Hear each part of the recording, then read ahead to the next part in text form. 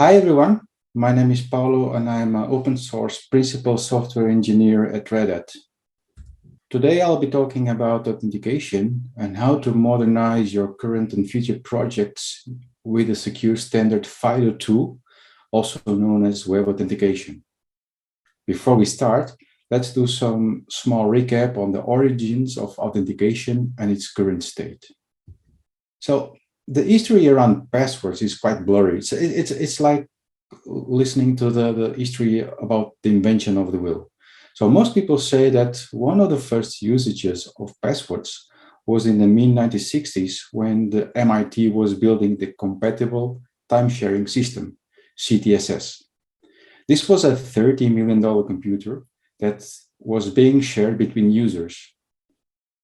Quickly, there was a need to keep the private homes for each user. Computer resources and storage were scarce at the time, so the solution was to store a secret, the password. That would be checked against the user login and verify the user identity.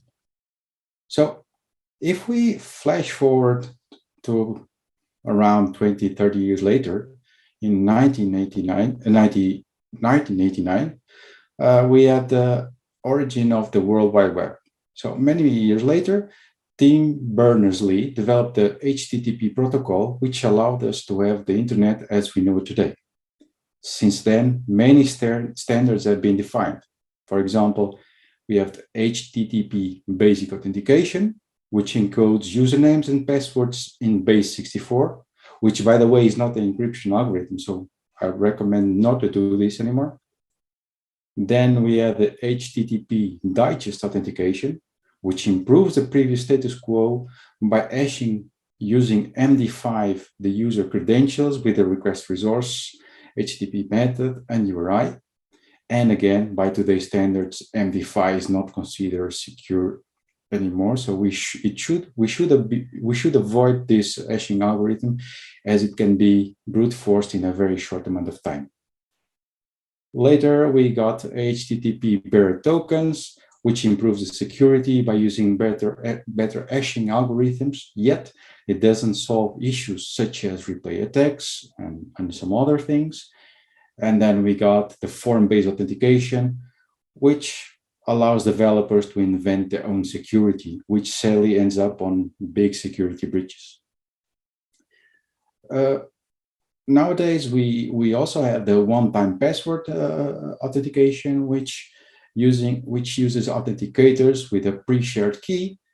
Given that the key is pre-shared, it can be leaked out easily, and there are other problems with these solutions too. So we could keep going with a list about what kind of security we can implement to our applications, but the problem here is not the list. The problem is to figure out what's wrong with the status quo. So if we ask ourselves, so what is wrong with status quo? Well, the world has now billions of connected devices to the internet, dozens of authentication mechanisms, which sadly have big flaws. So let me just list a couple of well-known security breaches to illustrate the severity of the problem. This is just a little scratch on the top of the iceberg. Like probably there's a breach happening right now, and this list will never end. So what do we need? Well, in my opinion, we need a secure, convenient, and scalable solution to implement privacy-aware authentication. This mechanism must also ensure that the data at rest is secure. So database dumps are not a liability to secure the web. In this conference, you will learn a lot about FIDO2, and I'll leave its details to other speakers. If you want to know more, I would recommend you to visit the fidoalliance.org/FIDO2 website, where you can learn all about the protocol and what FIDO2 can do for you. So let's dive into the presentation main topic, modernizing your existing JVM-based code bases using web authentication. In the beginning of the presentation, I introduced myself as an open source developer. So let me complete that with by saying that I am a core developer for the Eclipse VertX project, and I'm the maintainer of all security-related modules of the toolkit. Probably you'll never heard about Eclipse VertX. So in a nutshell, VertX is a very small library to build scalable, high-performance reactive applications on the JVM. I should stress the library aspect. This means you are in charge of the application. Is a very unopinionated toolkit. Even though VertX is an open source project, we make sure that our FIDO2 WebAuthn implementation passes all the conformance tests as required by the FIDO Alliance. In order to show you how easy to build a VertX web authentication-based web application, let's look at some code. Let me illustrate how you could write such an application in about 50 lines of code. So we have an application, and the first thing that we need to do is we need to create a WebAuthn object. In this object, we define a couple of configuration properties. We need to define what is the configuration of our relying party. So we give it a name. So because this is a demo, we're going to call it the VertX demo server. On top of that, you need to provide two functions, a function to fetch authenticator data, and this can be fetched from anywhere, can be a database, file system, a remote system, whatever you want to store your data, and also a function to update this data, because every time we do a valid authentication, we need to update counters to keep track that the authenticator state is valid and doesn't allow you to be under attacks such as the replay attacks. Now we start just writing a standard VertX application, and this, let me try to go over a bit quick because this is quite simple. So we create a router object, and the router object will route all your HTTP incoming requests to a specific function on your code.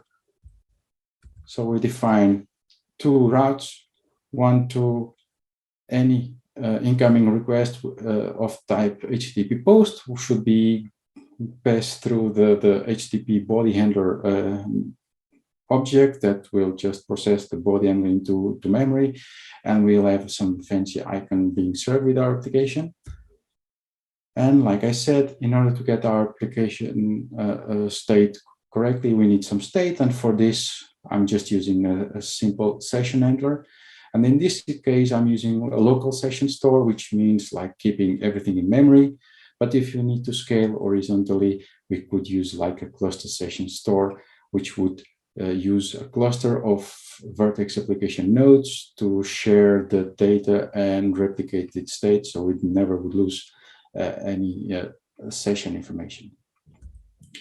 And finally, we need to specify which HTTP routes we want to protect. So everything in our example that starts with any request that starts with /protected something star should go through our web authentication handler.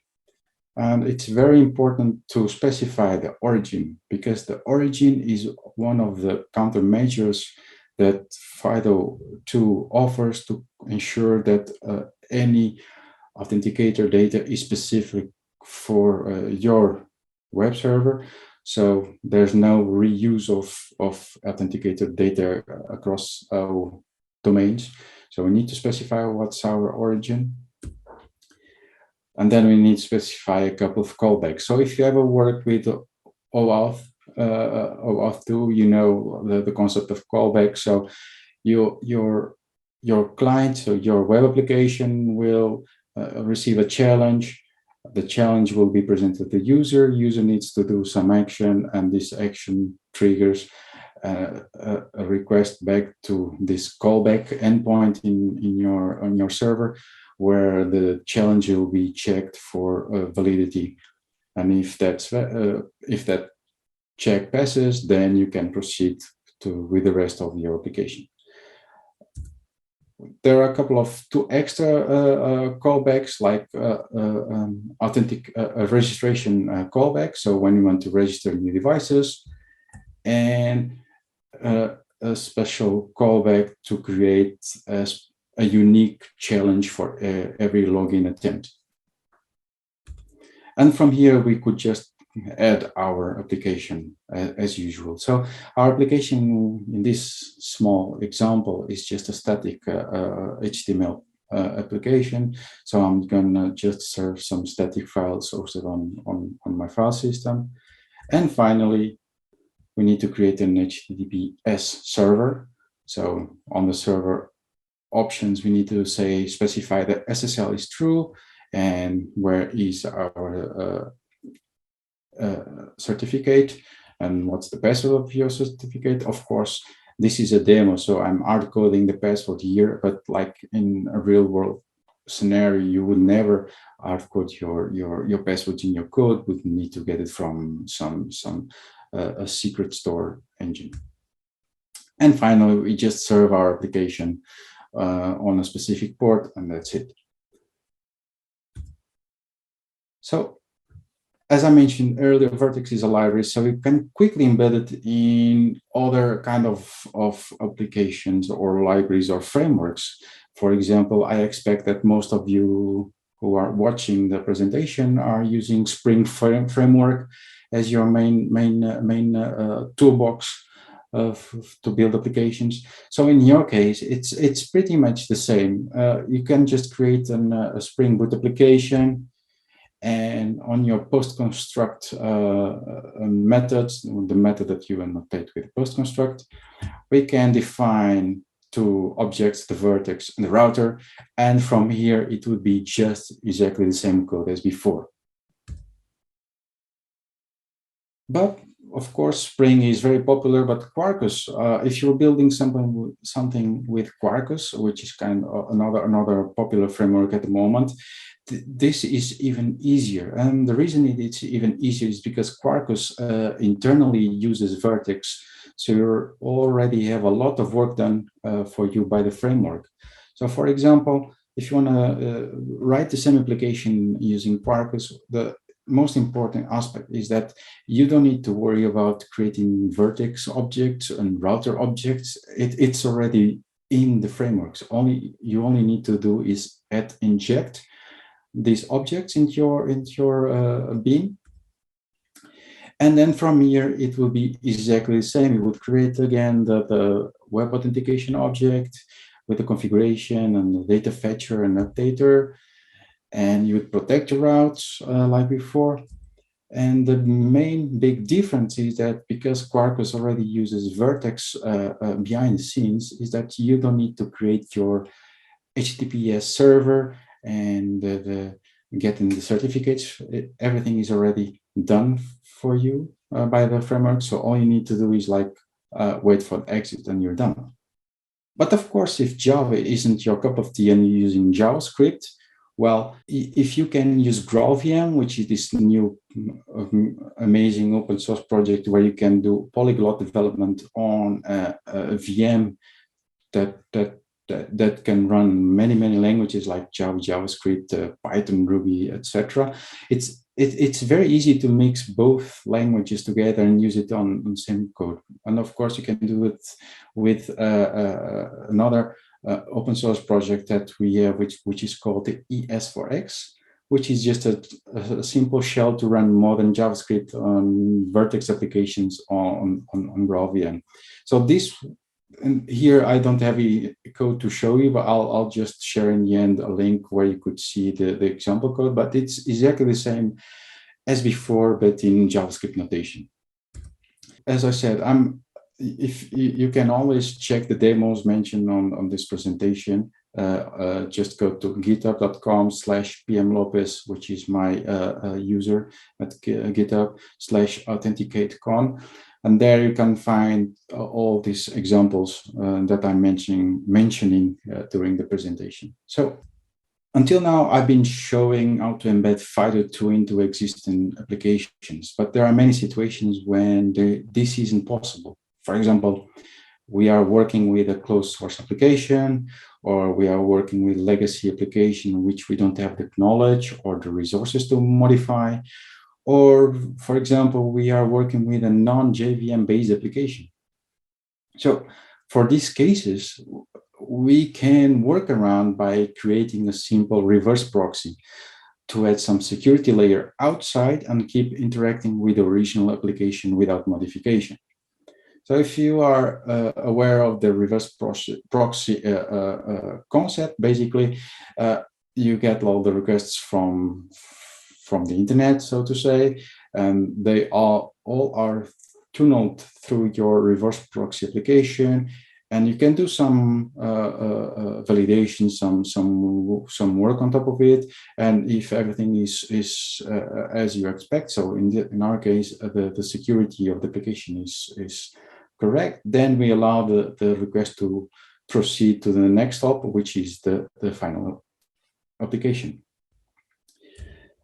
So if I would need to write a gateway application, well, the code isn't that different from the original VertX application I've shown you before. So given that VertX is asynchronous by nature, it can scale very well to lots of load. Plus, if needed, the sessions can be stored on a local database or across a cluster, so allowing you to scale horizontally. So the code is pretty much the same. The big difference is that here, instead of having your application logic, remember before here was, I had a static handler to serve some static files from the file system. What I'm doing right now is that if everything passes all the security checks, what I'm doing is I'm proxying the current request to a second server, which still hosted on my machine, but now listening on port 8000. And this example also is included on the demos GitHub repository, where I have a Python application which serves, which is proxied by the VertX application in front of it. So if I have to show you the demo, and well, let me try to switch to my editor. So right now, you should be probably seeing my IDE, and my IDE is pretty much showing the same code I went through before. Nothing really outstanding here, just a very simple application doing FIDO2 and servicing static files. So if I want to run my application, I already built it beforehand to avoid having like waiting moments. So I can just run everything on Docker. And again, the all application is available on GitHub. So as you can see, the application started really quick. If I now click on the link, the application, well, this is very basic. So basically, I have a form either to sign in or to register, because this is the first time the application is running. I need to register. And this is the big difference between a normal application and a FIDO2 application. Here, I'm going to give it a name. I'm going to say Paulo, and I'm going to put my name, my email. So plopes@redhat.com. And now I click sign up.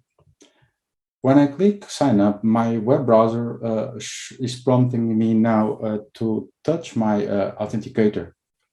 I touch my authenticator and my registration process is complete.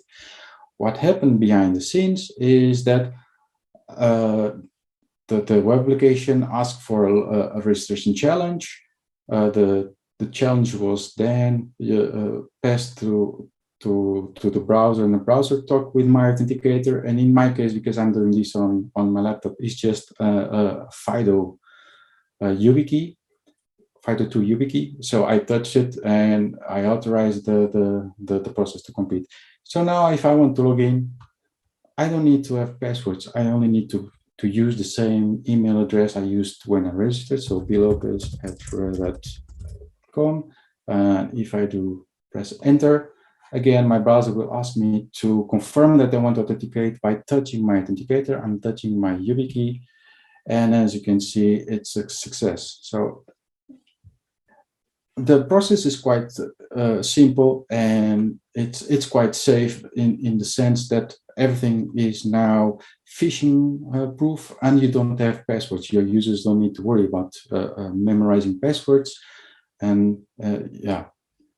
And with this, I can continue saying, like, if you're using these techniques to secure your applications, you can now focus on the important things. So let me just, before I go, I would like to share some takeaway notes and thoughts. So Eclipse VertX is a versatile toolkit to help you modernize your JVM and GraphVm applications. It has built-in support for FIDO2 and web authentication. It's easy to embed in any JVM application, or to build your own security gateway in a few lines of code. Like I've shown, like 50 lines of code, you can have like a full security gateway implemented. So I'm going to share here a few links. The first one is Vert.X.io, which is the open source website for the Eclipse VertX project. I also mentioned Quarkus.io, which embeds VertX to do the IO and some security on Quarkus applications. Reactive's ES4X is the JavaScript runtime where you can just run VertX applications using JavaScript, not Java. And the last one, all the examples I've talked and showed in this presentation. So I have now to say thank you to everyone who's watching, and feel free to reach me out on my social media if you have any questions, doubts, or you want to know more. Thank you for your time.